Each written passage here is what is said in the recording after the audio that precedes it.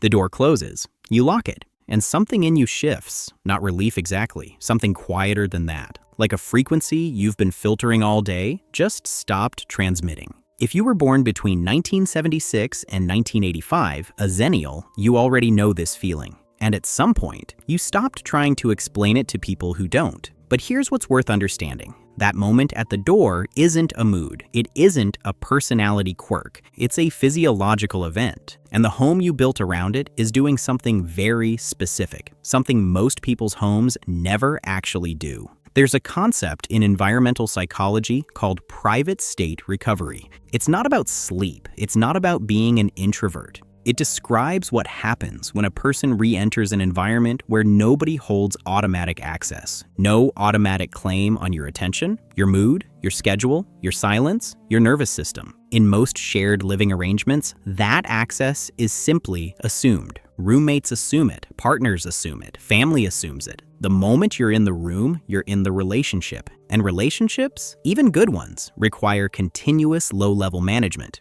Reading tone, calibrating your response, deciding what to show and what to hold back. You're not just resting, you're no longer translating. No one's silence needs decoding. No one's face needs checking. No one's mood has entered the room before their words do. For most people, that's just background noise, barely noticeable. For Xennials, it was never background noise. It was the job, and it started long before adulthood. Psychologist Tiffany Field's research on emotional attunement found something consistent in children raised in unpredictable home environments. They develop what she called hypervigilant social monitoring, not a conscious choice, a reflex, reading emotional shifts before they're spoken, detecting atmospheric changes in a room before anyone names them, staying one step ahead of whatever the environment might require next. That reflex doesn't retire when childhood ends. It relocates into every shared office, apartment, and room where someone's mood might need reading. The monitoring keeps running because the nervous system never received the signal that it was allowed to stop.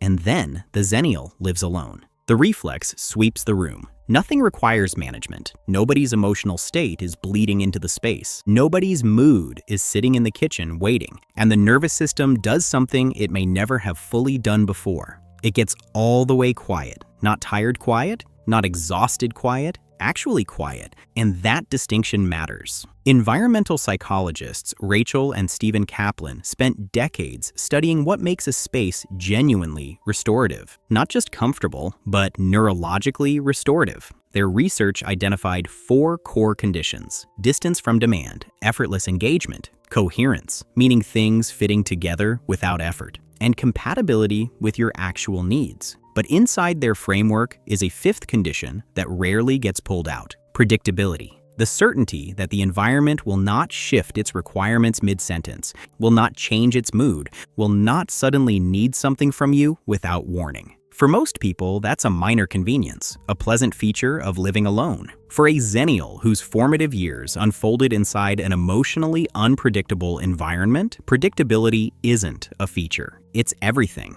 Their home doesn't just feel safe. It registers as safe at a physiological level. Their apartment is doing what a forest does for someone else, returning them to baseline, reliably, every single time they walk through the door. And what that safety actually looks like in daily life is almost embarrassingly simple. It's the cup left where you put it, the light at the level your eyes can tolerate, the certainty that nobody will walk in carrying a mood you now have to interpret. No conversation starts unless you choose to start it. No silence has to be explained. The room doesn't ask you to become easier for someone else to live beside. But that kind of environment comes with a question attached to it. Because not everyone who lives alone is recovering, and the research draws a hard line between 2 very different states. Chosen solitude, entered deliberately, maintained on your own terms, is consistently associated with stronger sense of identity, higher creative output, and better emotional regulation.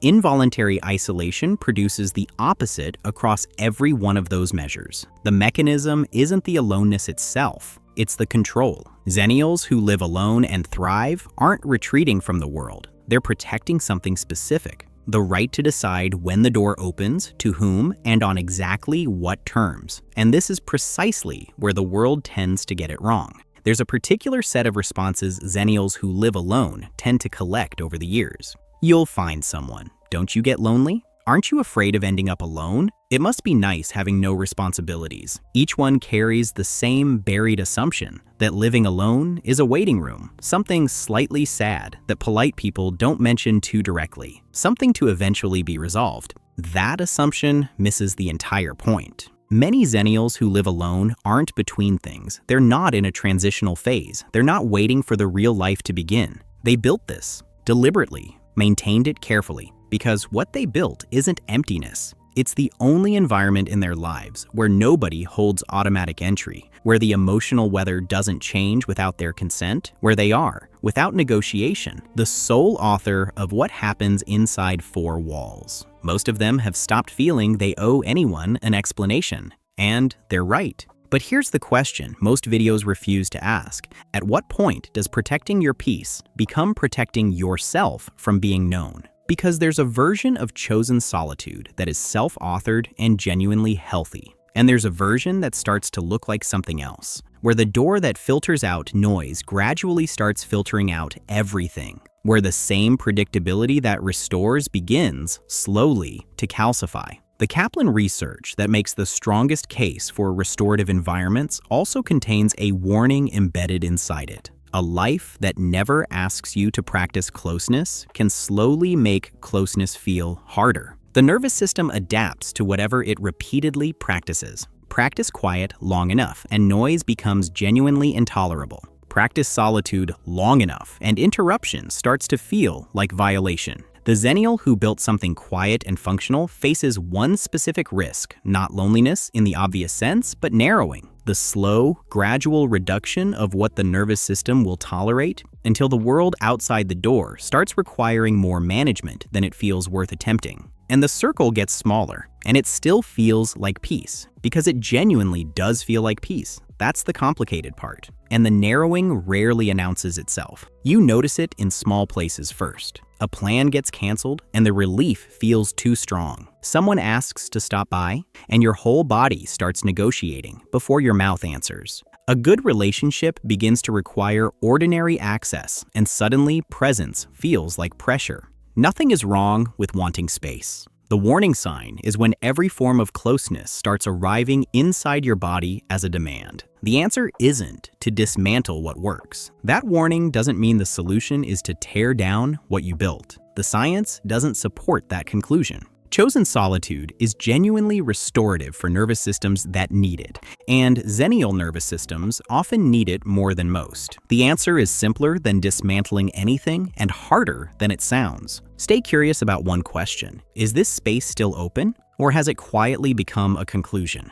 A restorative environment should make you more capable of the world, not less. More willing to let a few people pass the door, not fewer. People who use solitude as recovery and not as avoidance tend to show up in their relationships with more presence, more patience, and more genuine capacity for connection than people who never learned to be alone at all. The door should open sometimes, not because someone else needs it to, because you do. That does not mean handing everyone a key. It means knowing the difference between a boundary and a wall. A boundary says, you may come closer if there is care here. A wall says, nobody comes closer, even when the person on the other side has earned it. Living alone works best when it gives you enough safety to choose connection, not when it quietly removes the choice. If you recognized yourself in this, not as someone who failed at something, but as someone who built something deliberate, something quiet and functional and entirely your own, that's not a flaw. That's not damage. That's a nervous system that identified the environment it needed and had the self-knowledge to build it. Just make sure the environment hasn't quietly started to need you back more than you needed. Close the door, stay in the quiet, but leave the key on the inside.